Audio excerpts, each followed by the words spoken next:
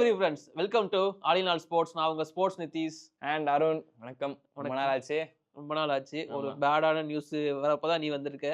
நேரம் பேடான நியூஸ் வருஷமே அப்படிதான் ஆரம்பிச்சது. விடாமுயற்சி ஆனதாச்சு, போஸ்ட்போன் ஆச்சு. அதுவே வருஷம் என்ன செய்ய. அவன் பிஜிடியை தோத்துட்டு அழுதுட்டு இருக்கான். அதுவும் விடாமுயற்சி வரல.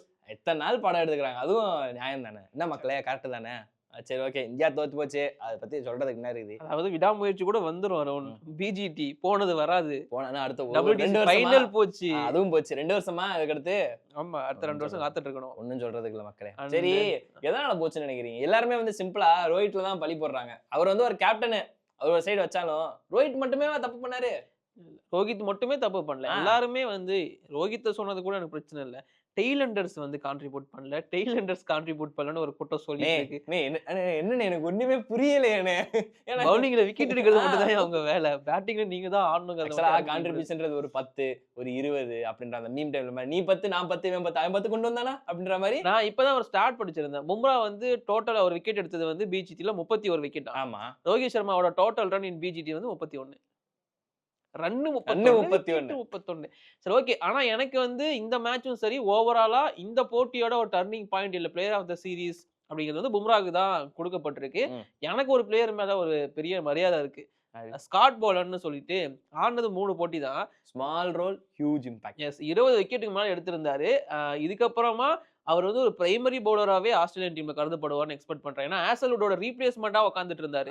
பட் இப்போ இவருக்கு ரீப்ளேஸ்மெண்ட் தான் தேடணும் நம்ம போயிட்டு. எனக்கு தெரிஞ்ச அடுத்த சீசன் அவங்க போறப்போ ஸ்டார்க்கு உட்கார வச்சுட்டு ஹேசல்வுட் போலர் யூஸ் பண்ணா கூட ஆச்சரியப்படுறது கிடையாது. ஏன்னா அவங்க டீம் வின்னுக்காக தான் பாப்பாங்க. சோ ஓவராலா பார்டர் கவாஸ்கர் டிராஃபி முடிஞ்சிருச்சு.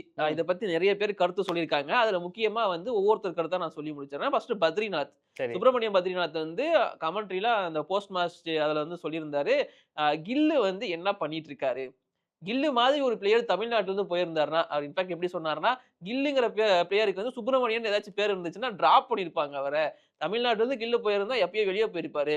ஆனா எப்படி அவருக்கு திரும்ப திரும்ப சான்சஸ் கொடுக்கப்படுது? ஃபீல்டிங்ல எதுவும் பண்றது கிடையாது, பவுலிங் போடுறதும் கிடையாது, பேட்டிங்ல சுத்தமா எதுவும் வர மாட்டேங்குது. சரி, பால பழசாக்கியா, கொஞ்ச நேரம் நில்லையா, உள்ளனாலையும் பண்ண மாட்டாரு. அப்புறம் எதுக்கு கில்லுங்கிற மாதிரி கேட்டிருக்காரு. இது உன்னோட ஒப்பீனியன்? ஆக்சுவலா ஒரு சில விஷயங்கள் ஏற்கத்தக்கதுதான். பேரு அப்படின்றது அது நான் இதை ஏன் உங்ககிட்ட கேட்டேன்னா, பேரு அவர் சும்மா சொல்றதுக்காக சொல்றாரு. உடனே அதை எடுத்து வச்சு பேசக்கூடாது. அவர் பேசுன கருத்தை பேசணும். இப்போ ஏன்னா நீ கில்லுக்கு சொம்படிச்சிட்டு இருந்தேன்னு தெரியும், அதனால உங்ககிட்ட கேட்கிறேன். நானு ஐயா மக்களே, கில்ல நான் எதிர்க்கிறப்போ எனக்கு எதிர்த்து யார் பேசுனது? ஓகே ப்ரோ, நீங்க சொல்றதெல்லாம் ஓகே தான். பத்ரி அவருமே சொன்னது ஓகே தான். பட் என்ன அப்படின்னா, அந்த இடத்துல அவர் மேல ஒரு நம்பிக்கை இருக்குது. ஆனா அதை அவர் மறுபடியும் ஏமாத்திக்கிட்டு இருக்காரு. ஆக்சுவலா அந்த இடத்துல இன்னும் இல்ல, நான் மறுபடியும் ஒரு அவருக்கு ஸ்டாண்ட் பண்ணி கொடுக்க விரும்பல. சொல்றது கேளுங்க. அவரை ஸ்டாண்ட் பண்ணி நான் அவருக்கு இது பண்றேன் அப்படின்னு அந்த மாதிரிலாம் கிடையாது. சிம்பிளா சொல்லணும்னா, ஒரு ட்ரஸ்ட் வச்சிருக்காங்க. அதை அவர் மறுபடியும் என் மேல வைக்காதீங்க அப்படின்ற மாதிரி பேட்டிங் பண்ணிட்டு இருக்காரு. நான் இன்னொன்னு சொல்றேன், அபிமன்யுஸ்வரன் சொல்லிட்டு இன்னொருத்தர் கூட்டு போனாரு. சர்ஃப்ராஸ் கான் ஓகே, அனுபவம் இல்லாத பிளேயர் அப்படின்னு சொல்றீங்க. தேவதத் படிக்கல ஸ்குவாட்ல இல்லாத ஒரு பிளேயரை ஜாயின் பண்ண வச்சு நீங்க உள்ள கொண்டு போனீங்களே, சாரி, தேவதத் படிக்கல ஒரு அறிமுக பிளேயரா உங்களுக்கு தெரியலையா அப்படின்ற ஒரு கேள்வி எனக்கு இருக்கு. சர்ஃப்ராஸ் கானை நீங்க கூட்டு போனீங்க, விளையாட வைக்கல, சரி ஓகே. பேசின ஒவ்வொரு விஷயமும் அவங்க மேல அப்படிதான் இருக்கும். ஆனா வேற வழி இல்ல. இது நான் இன்னொரு விஷயமும் நான் கேட்கிறேன். அதாவது கம்பீர் கேட்டிருக்காரு, எனக்கு புஜாரா வேணும் இந்த சீரீஸுக்குன்னு அவர் கேட்டிருக்காரு. புஜாரா பர்ஃபார்மன்ஸ் பண்ணாமலாம் இல்ல, அவர் டபுள் செஞ்சுரி அடிச்சிட்டு இருக்காரு அங்க டொமஸ்டிக்ல. அண்ட் கேட்டுமே செலக்டர்ஸ் புஜாராவை கொடுக்கல. சரி, ஃபர்ஸ்ட் டெஸ்ட் முடிஞ்சு, 2வது டெஸ்ட் முடிஞ்சு, அதுக்கப்புறமும் கேட்டிருக்காரு புஜாரா வேணும். 3 டெஸ்ட் வரைக்கும் கேட்டிருக்காப்ல. ஆனா தரவே இல்ல. இது ஏன் அப்படிங்கிறது எனக்கு தெரியல. கில்லு அவ்வளவு பேக்கப் பண்ணி என்ன பண்ண போறீங்க? உங்களுக்கு வின் பண்ணவே வேணாவா? அப்போ ரோஹித் ஃபார்ம்ல கிடையாது, விராட் ஃபுல் ஃபார்ம் கிடையாது. கேஎல் ராகுல் அண்ட் ஜெய்ஸ்வாலுமே கொஞ்சம் சப்போர்ட் பண்ணிட்டு இருந்தாங்க. அதுக்கப்புறம் கேஎல் ராகுல் இடத்த மாத்தி அவரோட ஃபார்மையும் போக வச்சிட்டீங்க. சோ ஓகே, இப்படி இருக்கிறப்போ புஜாராங்கிற ஒரு பிளேயரை கேட்டிருக்காருல்ல, ஒரு கோச்சா கேட்கிறாருல்ல, கொடுக்கலாம்ல, அதுவும் நடக்கல. சொன்ன மாதிரி அவர் கேட்டு பவுலிங் கோச்சு, ஃபீல்டிங் கோச்சு எல்லாமே கொடுத்த அவங்க புஜாராவை கொடுக்கலையா? ஆமா, இன்னொரு விஷயம் இருக்கு.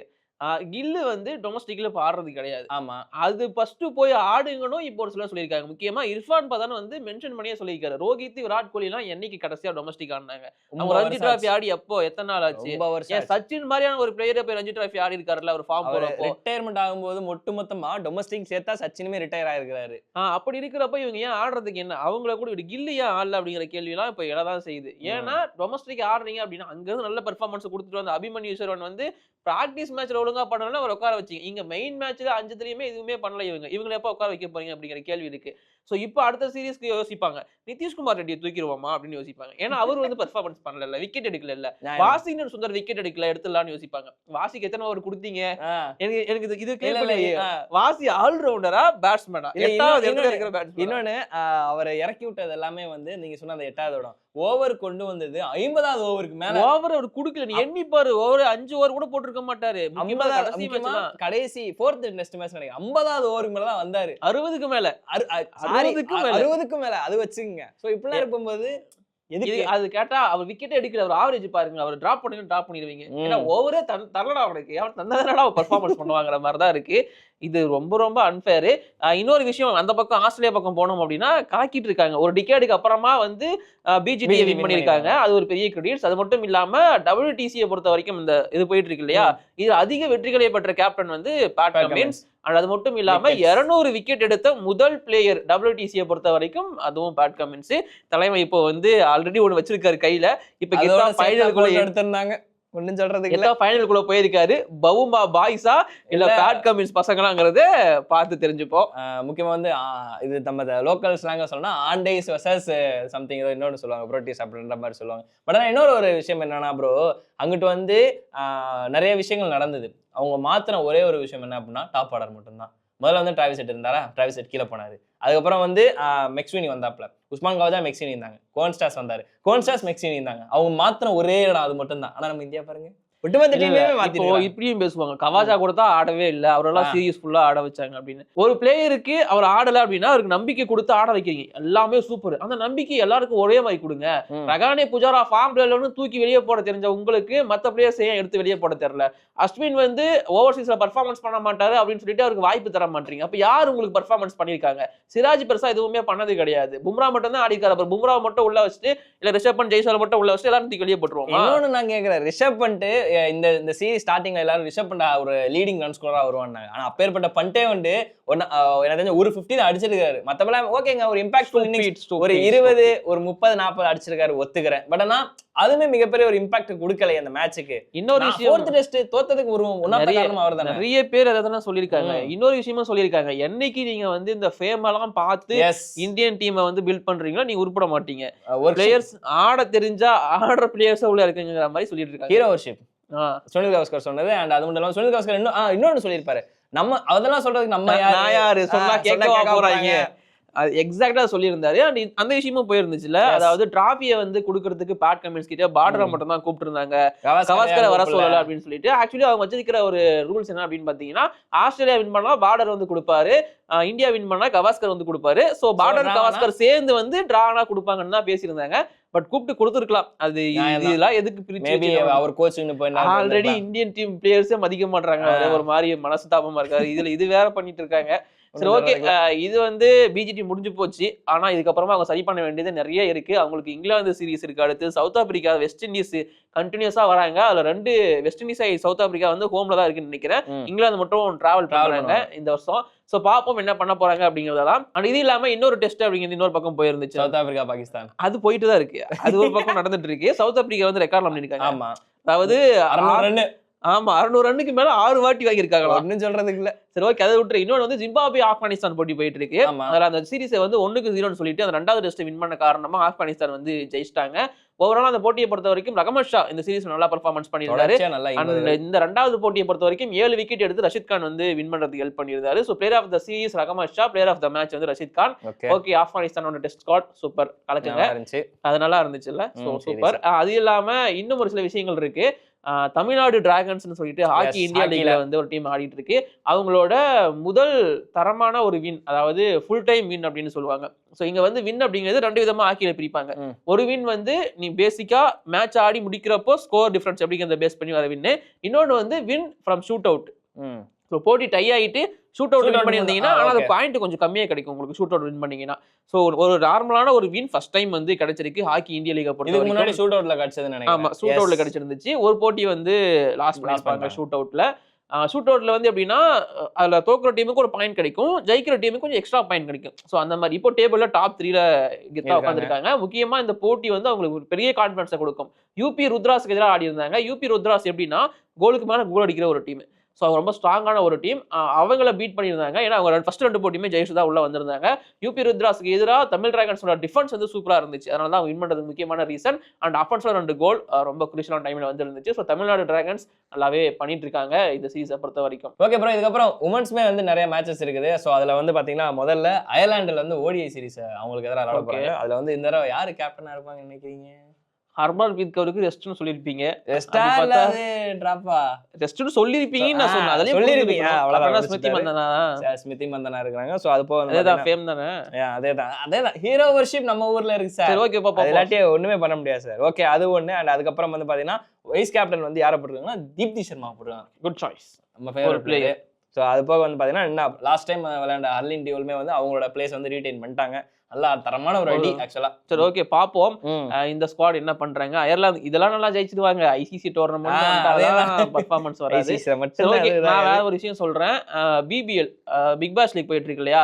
சோ அதுல சிட்னி தண்டர்ஸோட பிளேயர்ஸ் வந்து ரீப்ளேஸ்மெண்ட்டுக்கு பிளேயர் இல்லன்னு சொல்லிட்டு அவங்க கிட்ட அசிஸ்டன்ட் கோச்சா ஒருத்தர் இருந்தாரு, டான் கிறிஸ்டியன் சொல்லிட்டு. கண்டிப்பா நிறைய பேருக்கு தெரிஞ்சிருக்கும். இந்த டான் கிறிஸ்டியனுக்கு 41 வயசு ஆகுது. அந்த டீமோட அசிஸ்டன்ட் கோச்சா இருந்தாரு. பிளேயர் இல்ல வந்து ஆடுறீங்கன்னு சொல்லி ரீப்ளேஸ்மெண்ட் பிளேயரை உள்ள எடுத்துக்கிட்டாங்க.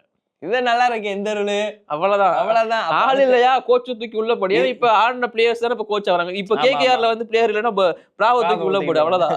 ஆக்சுவலா இதுக்கப்புறம் தான் சச்சின் தூக்கி உள்ள போட்டுறாங்க போலயே. சரி ஓகே. இன்டர்நேஷனல் ஆல்ரெடி ஒரு சச்சின் உள்ள இருக்காரு. போதும். யாருங்க?